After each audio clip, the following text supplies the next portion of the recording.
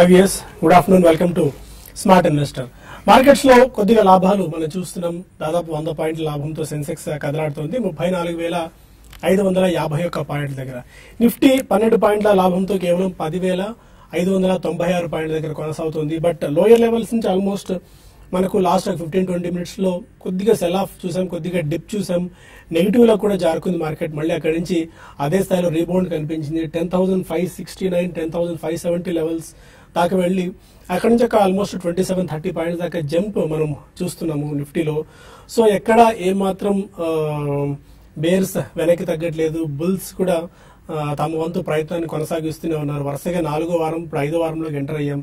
ఈ గెయిన్స్ ఇంకా ఏ స్థాయిలో కొనసాగుతాయి, ఇంకా ఎంతవరకు ఈ పరుగు కొనసాగుతున్నది ఇప్పటికిప్పుడు చెప్పడం కష్టంగా ఉంది. బట్ ఇండెక్స్ సంగతి పక్కన పెడితే స్టాక్ స్పెసిఫిక్ యాక్షన్ చాలా ఎక్కువగా ఉంది. ఇవాళ మిడ్ అండ్ స్మాల్ క్యాప్స్ లో కొద్దిగా యాక్టివిటీ తక్కువగా ఉంది వెన్ కంపేర్డ్ విత్ లాస్ట్ ఒక 1 or 2 వీక్స్ పరంగా చూస్తే. ఇవాళ IT, media, metal, PSU bank stocks లో కొద్దిగా వీక్నెస్ మనం చూస్తున్నాము. ఫార్మా ఇవాళ ఆర్డర్ ఆఫ్ ది డేగా చెప్పుకోవాలి. ఫార్మా ప్యాక్ లో మంచి యాక్టివిటీ ఇప్పుడు దాకా మనం చూసాం. కొద్దిగా private banks and financial services related stocks లో కూడా బయింగ్ అయితే కనిపించింది. ఫార్మా ప్యాక్ లో అరబిందో ఫార్మా, లుపిన్, సిప్లా, వోకార్డ్ ఈ స్టాక్స్ అన్ని కూడా ఆల్మోస్ట్ ఒక 2 నుంచి 4 to 5% దాకా పెరిగాయి. బట్ ఒక సివిల్ లైఫ్ మాత్రం ఇవాళ ఒక 7 to 8% దాకా క్రాక్ అయింది. యుఎస్ఎఫ్డిఏ వాళ్ళ తనిఖీల్లో భాగంగా కొన్ని అబ్జర్వేషన్స్ వాళ్ళ ప్లాంట్ లో ఒకటి తీసుకొచ్చారు. అది రిపిటేటివ్ అబ్జర్వేషన్. అది దీంతో కొద్దిగా సీరియస్ ఎఫెక్ట్ సివిల్ లైఫ్ మీద పడింది. ఆల్మోస్ట్ 7 to 8% దాకా ఈ స్టాక్ లో క్రాక్ చూసాం. అదర్ దాన్ దట్ మిగిలిన ఫార్మా ప్యాక్ లో అన్ని స్టాక్స్ దాదాపు లాభాలని కొనసాగుతూ వస్తున్నాయి. అండ్ మెటల్స్ నేను కూడా అనుకున్నా, మెటల్స్ భారీగా పతనం అవ్వడం ప్రైజెస్ ఇంటర్నేషనల్ మార్కెట్స్ లో. దీంతో నాల్కో, హిందాల్కో లాంటి స్టాక్స్ లో 10% దాకా డిప్ వస్తే మిగిలిన stocks like Vedanta, Hind Copper, Tata Steel, SAIL లాంటి స్టాక్స్ లో ఒక 2 to 3% దాకా వీక్నెస్ చూసాం. అండ్ గుడ్ రిజల్ట్స్ పోస్ట్ చేస్తున్న కంపెనీస్ కి థమ్స్ అప్ కనిపిస్తుంది, చాలా చీర్స్ అప్ మనం చూస్తున్న మంచి చీర్ వాటిలో ఉంది. శంకరా బిల్డ్ గా అనూహ్యంగా 11% గెయిన్స్ కనిపిస్తుంది. అండ్ గతి 17% గెయిన్స్ ఇప్పుడు కనిపిస్తున్నాయి. ఐబీ వెంచర్స్, జిఎన్ఎఫ్సి మంచి రిజల్ట్స్ పోస్ట్ చేసింది, దీంతో 8% గెయిన్స్ ఉన్నాయి. అడ్వాన్స్ ఎంజైమ్ అనూహ్యంగా 7% ఇవాళ జంప్ వచ్చింది. స్పెసిఫిక్ రీజన్ అంటే ఏమి కనిపించట్లేదు, wait and see. Alkem labs కూడా 6% దాకా గెయిన్స్ చూసాం. వీకెండ్ స్టాక్స్ రిలయన్స్, నావెల్, వక్రంజీ లాంటి స్టాక్స్ కనిపిస్తున్నాయి. ఇది ఇప్పుడు దాకా మార్కెట్ స్నాప్షాట్ కి అనలిస్ట్ ఎలాంటి వ్యూతో ఉన్నారు అడిగి తెలుసుకుందాం. Good afternoon. అలా సార్, స్టాక్ స్పెసిఫిక్ యాక్షన్ ఎక్కువగా ఉంది. లీవింగ్ అసెట్ ఇండెక్స్ సంగతి పక్కన పెడితే, ఎందుకంటే మేబీ మరికొద్ది రోజుల పాటు ఇండెక్స్ లో ఇదే మూమెంటం ఉండొచ్చు. 10,500 to 10 బాగా పెరిగినా కూడా 10,700 ఆర్ మ్యాక్స్ 11,000 వరకు వెళ్ళొచ్చేమో. బట్ స్టాక్స్ లో మాత్రం చాలా యాక్టివిటీ కనిపిస్తుంది. ఇవాళ కూడా మనం చూసాం ఫార్మా ప్యాక్ లో చాలా స్ట్రాంగ్ బయింగ్ కనిపించింది. నిన్న ఐటీ ప్యాక్ లో బయింగ్ వచ్చినట్టే. సో ఫార్మా ప్యాక్ స్టాక్స్ లో కొద్దిగా ఇంకా వర్స్ట్ అయిపోయింది అనుకోవాలా, ఆర్ ఓవర్ సోల్డ్ జోన్ లో ఉన్న స్టాక్స్ మేబీ కొద్ది గొప్ప బయింగ్ అటెంప్ట్ చేసుకోవచ్చు ఇక్కడ నుంచి. ఐ థింక్ మనం లాస్ట్ 3-4 months నుంచి కూడా ఫార్మా గురించి కంటిన్యూస్లీ చెప్తూనే ఉన్నాండి. Definitely not only optically, even regulatory పరంగా కూడా I think the worst is over అనేది చిన్న చిన్న ఏదైనా observations now that has become a new normal. గతంలో ఏంటంటే యుఎస్ఎఫ్డి వాళ్ళు ఏదో 1-2 సార్లు 1 or 2 years లో రావడం, ప్లాంట్ ని తనిఖీ చేయడం ఇవన్నీ జరిగేవి. But now I think even without any notice, formal notice, regular visits చేస్తున్నారు. కాబట్టి I think people are on the tenterhooks. So ఈ కారణం వలన ఆప్టికలీ ఎవ్రీథింగ్ ఈజ్ వర్స్ట్ అని మనం ఎప్పుడైతే ఫార్మా అనుకున్నాం, అక్కడ ఐ థింక్ రెగ్యులేటరీ పరంగా. సెకండ్లీ కొద్దిగా ప్రైసింగ్ ప్రెషర్ అమెరికాలో ఉందండి. బట్ అలాగే వాళ్ళకి చాలా ఫాస్ట్ గా అప్రూవల్స్ కూడా వస్తున్నాయి. సో కాంపిటేటివ్ ప్రెషర్ డెఫినెట్లీ పెరుగుతుంది, అందులో డౌట్ లేదు. ప్రైసింగ్ ప్రెషర్ కూడా అమెరికాలో పెరిగే అవకాశం ఎక్కువ ఉంది. కానీ టు దాట్ ఎక్స్టెంట్ మనకి కొద్దిగా లాస్ట్ 3 months తో పోల్చుకుంటే రూపీ ఆల్మోస్ట్ 64.5 నుంచి 66.5 దాకా వెళ్ళింది. Majority large pharma companies exporters కాబట్టి కొద్దిగా అది దోహదపడుతుంది. అండ్ రీప్రైజింగ్ అనేది definitely industry has to adjust అండి, అందులో డౌట్ లేదు. They will all be more leaner and meaner. And majority of the large pharma companies కి డెట్ బర్డెన్ అనేది ఎక్కువ లేదు. సో ఈ కారణం వల్ల I think the worst is definitely over in pharma companies. మనం 3-4 months నుంచి చెప్తూనే ఉన్నాం, అన్ని large cap pharma companies on declines. ఇక్కడ నుంచి కూడా you can always expect some regulatory problem or some pricing problem, ఇటువంటివి ఎప్పుడు వస్తుంటాయి. కానీ డిక్లైన్స్ లో తప్పకుండా ఫార్మా కొనాలి. ఎందుకంటే మనకి 6 to 8 months back or 1 year back mid cap IT చూసుకుంటే ఆల్మోస్ట్ అన్ని డబుల్ అయినాయి. సో సడన్లీ ఈ స్పాట్ ఎక్కడ వస్తుందో మనకి చెప్పలేం. కాబట్టి డెఫినెట్లీ ఫార్మా లుక్స్ గుడ్. అది పక్కన పెడితే ఆల్ రిజల్ట్స్ ఎవరైతే డిక్లేర్ చేశారో good results have been definitely rewarded very well ఇందాక మీరు అన్నట్టు. సెకండ్లీ ఎక్కడన్నా రిజల్ట్స్ బాగాలేకపోతే even they are punished very harshly. So ఈ కారణం వల్లనే ఇండెక్స్ ఎట్ వెళ్తుందో I have no guess and I cannot predict అండి. But overall I think market లో మాత్రం ఒక చిన్న reaction it is due because we had a continuous dream run for almost 12 to 13 days or close to 15 days. So చిన్న reaction ఉంటుంది, అది ఎప్పుడు వస్తుందో తెలియదు. బట్ ఆన్ డిక్లైన్స్ మంచి రిజల్ట్స్ పోస్ట్ చేసిన companies except telecommunication and power generation companies రెండు పక్కన పెడితే majority of the other sectors call for buying on declines.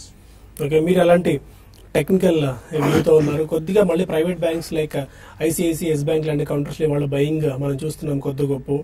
And కొద్ది infra related stocks like GMR, Motherson, సుమి లాంటి స్టాక్స్ లో కూడా కొద్ది గొప్ప బయింగ్ కనిపిస్తుంది. Any trading ideas for the remaining day?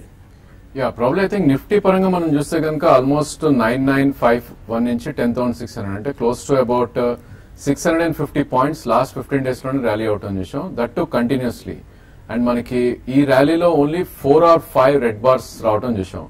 So దీని ఇండికేషన్ ఏంటంటే కనుక డెఫినెట్లీ మార్కెట్ ఒక కన్సాలిడేషన్ రేంజ్ లోకి ఇప్పుడు వెళ్ళిందని చెప్పొచ్చు.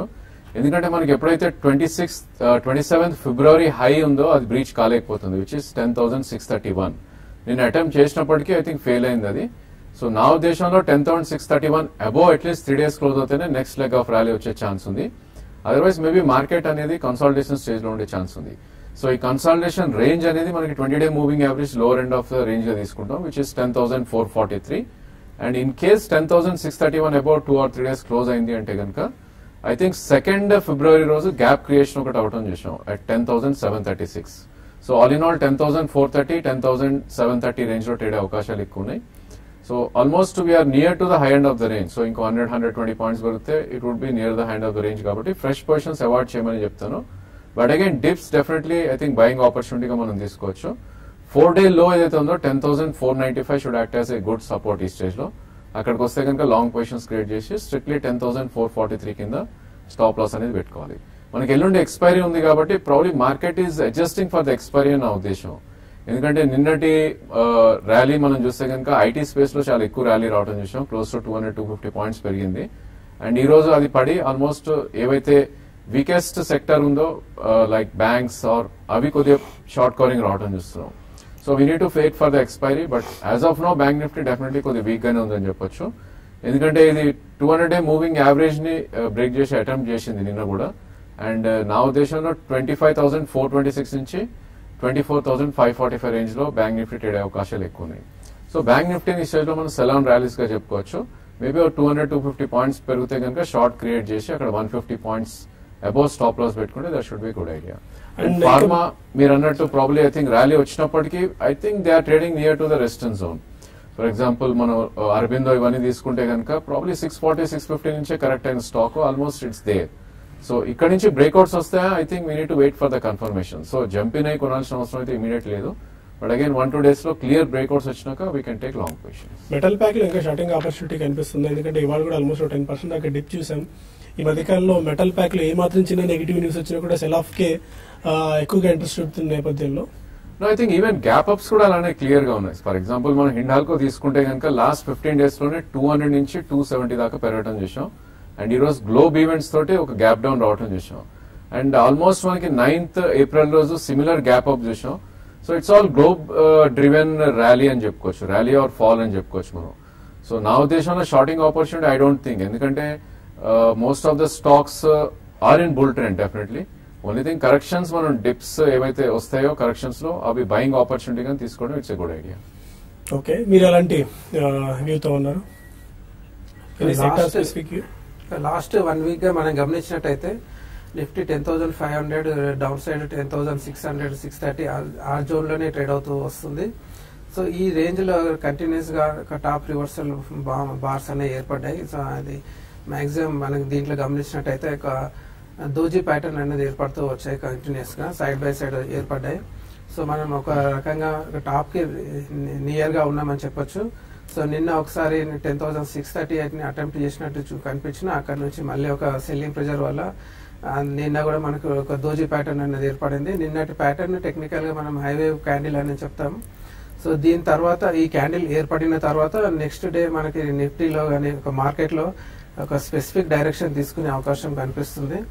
సో ఓవరాల్ గా గమనించినట్టయితే 10,515 అండ్ డౌన్ సైడ్ లో ఒక 10,638 అప్ సైడ్, ఈ రెండు లెవెల్స్ కూడా ఇంపార్టెంట్ అని చెప్పొచ్చు. ఈ ఎటువైపు అయితే బ్రేక్అవుట్ అయితే వస్తుందో అటువైపు మళ్ళీ మార్కెట్ డైరెక్షన్ తీసుకునే అవకాశం కనిపిస్తుంది. సో ఈ రోజు ఒక లోయర్ లెవెల్స్ నుంచి బయింగ్ సపోర్ట్ వచ్చినప్పటికీ మనకి ఒక లాస్ట్ అవర్ లో వచ్చే ట్రేడింగ్ యాక్టివిటీ అనేది ఇంపార్టెంట్. సో దాన్ని గమనించాల్సి ఉంటుంది. సో నెక్స్ట్ డైరెక్షన్ కోసం మనం ఈ రోజు క్లోజింగ్ అనేది ఎక్కడ జరుగుతుంది అన్న దాన్ని బట్టి నెక్స్ట్ డైరెక్షన్ అనేది వస్తుంది. ఈ రోజు ఇంట్రాడేలో మనం గమనించినట్టయితే mid cap index and small cap index ఒక కీలకమైన సపోర్ట్స్ ని బ్రేక్ డౌన్ చేసి కింద ట్రేడ్ అవుతున్నాయి. అది కాకుండా మెటల్ ఇండెక్స్ ఒకటి డౌన్ సైడ్ గ్యాప్ లో ట్రేడ్ అవుతుంది. ఐటీ ఇండెక్స్ కూడా మనకి టాప్ రివర్సల్ ఫార్మేషన్ అనేది కనిపిస్తుంది. కాబట్టి మనకు లాస్ట్ ఫ్యూ డేస్ గా ఏదైతే సెక్టర్స్ మార్కెట్ ని నిలబెట్టాయో ఆ సెక్టర్స్ లో ఒక వీక్నెస్ కనిపిస్తుంది. కాబట్టి ఒక డౌన్ సైడ్ బ్రేక్అవుట్ రావడానికి ఎక్కువ అవకాశం కనిపిస్తుంది. సో 10,418 కనుక ఈ రోజు దాన్ని బ్రేక్ డౌన్ చేసి కింద క్లోజ్ అయినట్టయితే మనకు డౌన్ సైడ్ కన్ఫర్మేషన్ వస్తుంది. సో కన్ఫర్మేషన్ వచ్చిన తర్వాత నెక్స్ట్ ట్రేడ్ ఇనిషియేట్ చేయడానికి ఎక్కువ ప్రాఫిటబుల్ ఉంటుంది. కాబట్టి కొద్దిగా వెయిట్ చేయడం అనేది మంచి చాయిస్ ప్రజెంట్ లెవెల్స్ లో. ఆల్మోస్ట్ మార్కెట్ డేస్ హై దగ్గర కోట్ అవుతుంది 10,610, 10,611. ఆల్మోస్ట్ డేస్ హై దగ్గర మార్కెట్స్ 10,569, 10,570 నుంచి ఏకంగా 40 పాయింట్స్ దాకా రికవరీ లాస్ట్ ఒక 15-20 మినిట్స్ లో కనిపించింది. సో దీన్ని బట్టి అర్థం చేసుకోవాలి ట్రెండ్ ఎంత ఇంకా బుల్లిష్ గా ఉంది అని చెప్పి. బట్ అగ్రెసివ్ గా లాంగ్ పొజిషన్స్ అటెంప్ట్ చేయాలంటే మాత్రం కొద్దిగా రిస్కీగానే కనిపిస్తుంది టెక్నికల్ పాయింట్ ఆఫ్ వ్యూలో. దట్టు ఇమీడియట్ పొజిషనల్ కాల్స్ తీసుకోవడానికి are medium time to short term కోసం. కొన్ని కాల్స్ అండ్ మెయిల్స్ మనం తీసుకుందాం. జ్యోతి అడుగుతున్నారు, జమునా ఆటో 86 రూపీస్ లో తీసుకున్నారు, 6 months కోసం హోల్డ్ చేద్దాం అనుకుంటున్నారు, హోల్డ్ చేసుకోవచ్చా? డెఫినెట్లీ హోల్డ్ చేయొచ్చండి. Jamuna auto stock probably I think మనకి ప్రీవియస్ హై ఏదైతే ఉందో అది బ్రీచ్ అవటం చేసాం, విచ్ ఇస్ 9140. సో ఇలాంటి స్టాక్స్ షార్ట్ టర్మ్ కూడా డెఫినెట్లీ యూజ్ అవుతాయి. సో నా ఉద్దేశంలో నెక్స్ట్ మీనింగ్ఫుల్ టార్గెట్ దీన్ని 120 దాకా మనం పరిగణించవచ్చు. బట్ ఓన్లీ థింగ్ ఏంటంటే ఈ స్టాక్ ప్రీవియస్ హిస్టరీ చూస్తే కనుక ఆల్మోస్ట్ 91 నుంచి 65 దాకా కరెక్ట్ అయింది. అంటే 30-35% కరెక్షన్స్ ఉండే టైప్ ఆఫ్ స్టాక్. మీరు ఆల్రెడీ ప్రాఫిట్స్ లో ఉన్నారు కాబట్టి నా ఉద్దేశంలో ఇది 6 months వ్యూ కాబట్టి ట్రేడింగ్ బెట్ లాగా మీరు పరిగణిస్తే కనుక 84 కింద మీరు ట్రైలింగ్ స్టాప్ పెట్టి మీ స్టాక్ ని ఓన్ చేయండి. బట్ అగైన్ 6 months లో ప్రాబ్లమ్ ఇంకో 15-20% అప్ సైడ్ వెళ్ళే ఛాన్స్ కనిపిస్తుంది. అది కూడా మార్కెట్ కొద్దిగా సపోర్ట్ చేసి బాగుంటాయి కనుక. ఇక మరిన్ని కాల్స్ అండ్ మెయిల్స్ తీసుకునే ముందు స్మార్ట్ ఇన్వెస్ట్ లో చిన్న బ్రేక్ తీసుకుందాం.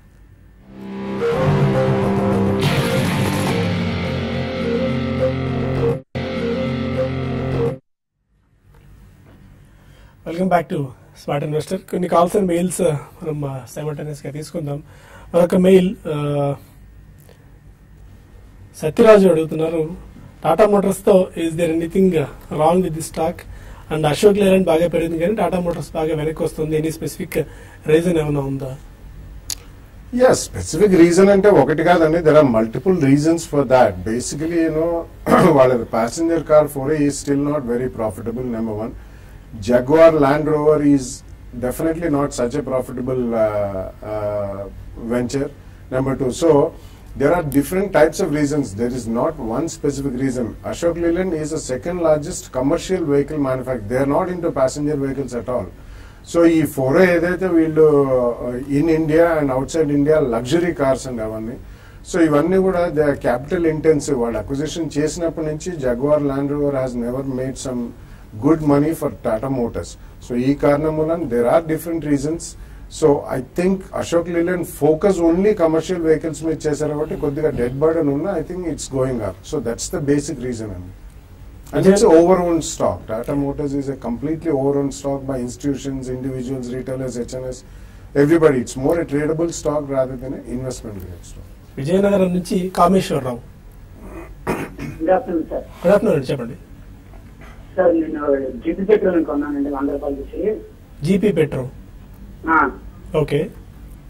అది ఇప్పుడు తగ్గింది కదా, ఉంచుకోమంటారా రేట్ వస్తుంది రాదా? ఓకే, జీపీ పెట్రో 100 హోల్డ్ చేసుకోవచ్చా ఆర్ ఎల్స్ లాస్ బుక్ చేసుకుని ఎగ్జిట్ అవ్వాలా? I think overall petrol space మొత్తం డౌన్ లోనే ట్రేడ్ అవుతుందండి because of oil probably. I think overall space is not good. So నా ఉద్దేశంలో ఆల్రెడీ స్టీప్ కరెక్షన్స్ వచ్చాయి overall HP VP GP petrol I mean mid cap stock మీరు own చేస్తున్నారు. So నా ఉద్దేశంలో స్వల్ప పుల్ బ్యాక్ వస్తే కనుక కొంచెం నష్టాలు ఉన్నా కూడా ఐ థింక్ పర్ఫార్మింగ్ సెక్టర్ లో ఉంటే I think you will make money. లేదు అంటే కనుక జీబీ పెట్రోల్ మీకు 2 years తర్వాత మీ ప్రైస్ వస్తే probably not lose money, but I think you will miss out the opportunity in other sector. So నా ఉద్దేశంలో కొంచెం పుల్ బ్యాక్ వచ్చినప్పుడు ఒకసారి ఎగ్జిట్ అయిపోయి కొద్ది నష్టాలు ఉన్నా కూడా ఐ థింక్ పర్ఫార్మింగ్ సెక్టర్ లో you can be in. Maybe private banking కానీ లేదంటే ఐటీ స్పేస్ మిడ్ క్యాప్స్ లో కానీ మీరు చూస్ చేసుకోవచ్చు. హైదరాబాద్ నుంచి మన కాలర్ ఉన్నారు. హలో చెప్పండి. Smart Link Brooks present rate లో ఇన్వెస్ట్ చేయొచ్చు sir. Smart Link and Brooks. Hello sir. Yes చెప్పండి. Smart Link Brooks present rate లో ఇన్వెస్ట్ చేయొచ్చు sir. Smart Link Brooks. Smart Link is very thinly traded stock అండి. మీకు per day average మీరు చూస్తే కనుక బిఎస్సీ లో ట్రేడ్ అవుతున్న స్టాక్ ఇది. So last couple of days గా వాల్యూమ్ అవుతుంది కానీ otherwise I think 10,000 5,000 kind of volumes అయ్యే స్టాక్ ఇది.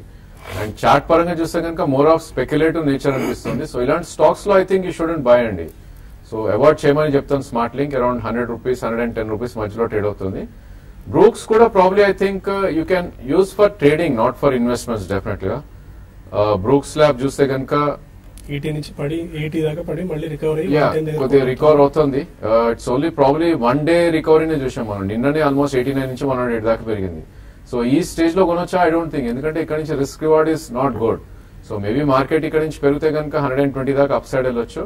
But again risk is close to 89. So 10 rupees up side and probably 20 rupees down side నా ఉద్దేశంలో కొనకూడదండి.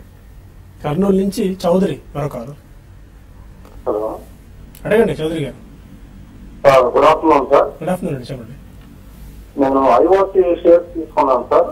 ఓకే. ప్రజెంట్ అది 16% loss లో ఉంది. ఓకే. దాన్ని హోల్డ్ చేయమంటారా, యావరేజ్ చేసుకోమంటారా, లాంగ్ టర్మ్ ఇన్వెస్ట్మెంట్ కోసం సార్? లాంగ్ టర్మ్ ఇన్వెస్ట్మెంట్ కోసం ఇప్పుడు హోల్డ్ చేసుకోవచ్చా అండ్ ఇంకా యావరేజ్ చేసుకోవచ్చా ఈ టైంలో? No, definitely no. And IOC is a oil marketing company and the biggest oil marketing company in India. And crude ఎప్పుడైతే పెరుగుతుందో మార్కెటింగ్ కంపెనీస్ కి అది ఇట్స్ ఎ నెగటివ్ సైన్ అండి. ఎందుకంటే government of India especially in election year they will not allow them to increase the prices అనే ఒక experts అందరూ కూడా వాళ్ళు వాదన చేస్తున్నారు. సో ఆ కారణం మూలన ఒకటి. రెండోది డెఫినెట్లీ ఆయిల్ మార్కెటింగ్ కంపెనీస్ కి ఇన్పుట్ కాస్ట్లు క్రూడ్ పెరిగిన కొద్దీ పెరుగుతాయి, but definitely total pass over ఉండదు. అండ్ మధ్యలో కొద్దిగా సబ్సిడైజ్డ్ ప్రోడక్ట్స్ కూడా ఉంటాయి వాళ్ళకి. So all in all last year bonus కూడా ఇచ్చారు, లిక్విడిటీ బాగా ఉంది ఆ స్టాక్ లో. సో ట్రేడింగ్ అనేది చాలా హెవీగా అవుతుంది.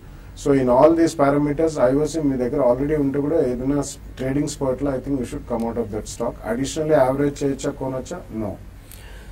సుధాకర్ అడుగుతున్నారు, మిధాని 600 క్వాలిటీ తీసుకున్నారట, ఐపీఓలో వచ్చాయి, లాంగ్ టర్మ్ గురించి హోల్డ్ చేసుకోవచ్చు అని చెప్పి.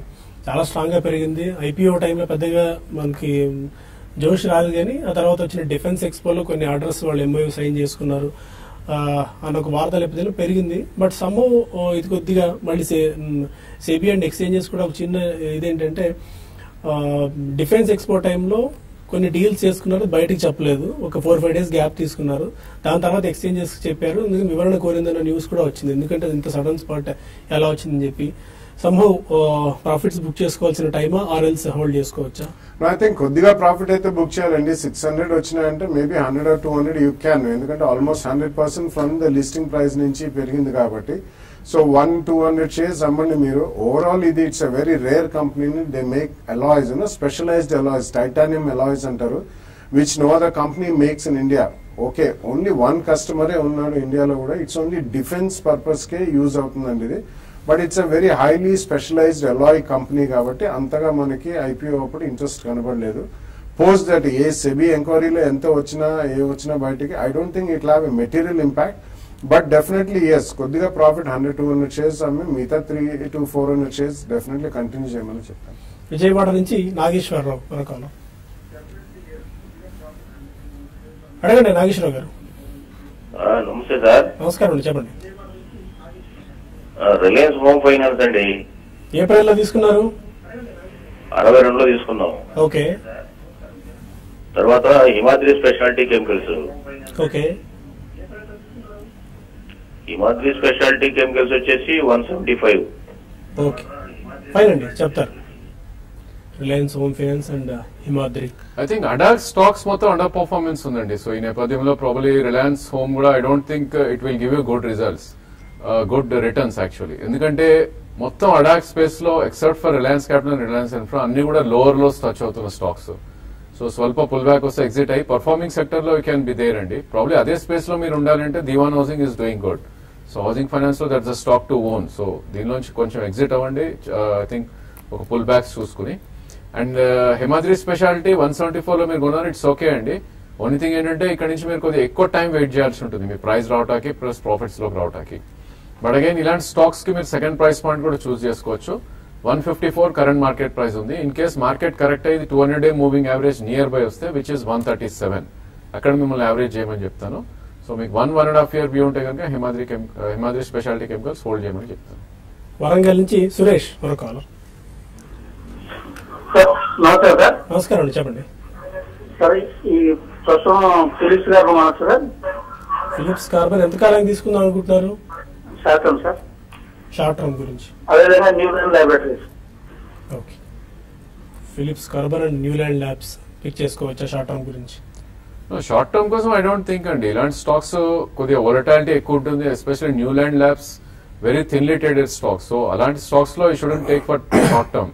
సో మీరు short term trading or position తీసుకోవాలంటే you should be more of into liquid stocks. So నా ఉద్దేశంలో F&O స్పేస్ లో ఉన్న స్టాక్స్ అండ్ కొన్ని క్యాష్ స్టాక్స్ లో కూడా లిక్విడిటీ ఉంటుంది అండ్ వాలటాలిటీ కూడా ఉంటుంది. అలాంటి వాటిల్లోనే తీసుకోవాలి తప్ప ఇలాంటి స్టాక్స్ లో I don't think. So Phillips Carbon మీరు చూస్తే కనుక probably per day I think around 28-29 lakhs అవుతున్నప్పటికీ ప్రాబ్లీ దీనిలో మూవ్మెంట్స్ కూడా కొద్దిగా స్టీప్ గా ఉంటాయి, వైల్డ్ గా ఉంటాయి. సో స్టాప్ లాసెస్ ట్రిగర్ అయ్యే ఛాన్సెస్ ఎక్కువ ఉంటాయి కాబట్టి Phillips Carbon and both Neuland labs కూడా షార్ట్ టర్మ్ కి అవాయిడ్ చేయమని చెప్తాను. మౌని అడుగుతున్నారు, Deepak nitrate and Crompton Greaves 1 to 2 months కోసం పిక్ చేసుకోవచ్చా? Crompton Greaves and Deepak nitrate. Deepak nitrate ఈ రోజే ఒక మంచి స్పాట్ రావటం చేసాం. సో యూ క్యాన్ అటెంప్ట్ అండి, ఎందుకంటే దీపక్ నైట్రేట్ లో ఆల్మోస్ట్ ఒక కన్సాలిడేషన్ అయిపోయింది. 244 నుంచి అరౌండ్ 266 రేంజ్ ఉండేది. ఆ రేంజ్ కాస్త క్లియర్ బ్రేక్అవుట్ రావడం చేసాం విచ్ హ్యూజ్ వాల్యూమ్. సో దీని యావరేజ్ వాల్యూమ్ మనం చూస్తే 1.5-2 lakhs ట్రేడ్ అయ్యే స్టాక్ ఈరోజు close to 10 lakhs stock trade అయింది. సో దీని ఇండికేషన్ ఏంటంటే some strong stock hands have entered అని చెప్పొచ్చు. Probably I think Deepak nitrate even for couple of weeks you can try అండి. బట్ స్ట్రిక్ట్లీ 254 కింద స్టాప్ లాస్ పెట్టుకోవాలి. అండ్ ఆల్ టైమ్ హై అయితే 298 ఉందో అది అచీవ్ అయ్యే ఛాన్స్ నెక్స్ట్ 1 month లోనే కనిపిస్తుంది. Okay, will take one more mail. Santosh అడుగుతున్నారు, దీపక్ ఫట్ ఇవాళ కొద్దిగా వీక్ అవుతుంది, ఎనీ స్పెసిఫిక్ రీజన్ ఏమైనా ఉందా? స్టాక్ ని హోల్డ్ చేస్తున్నారట. చంబల్ ఫట్ ఇప్పుడే రిజల్ట్స్ వస్తుంది, బికాస్ కొద్దిగా వీక్ రిజల్ట్ ఉన్నట్టుంది కంపెనీకి. దాంతో ఆల్మోస్ట్ 6.5-7% దాకా స్టాక్ లో సెల్ ఆఫ్ కనిపిస్తుంది చంబల్ ఫట్ లో.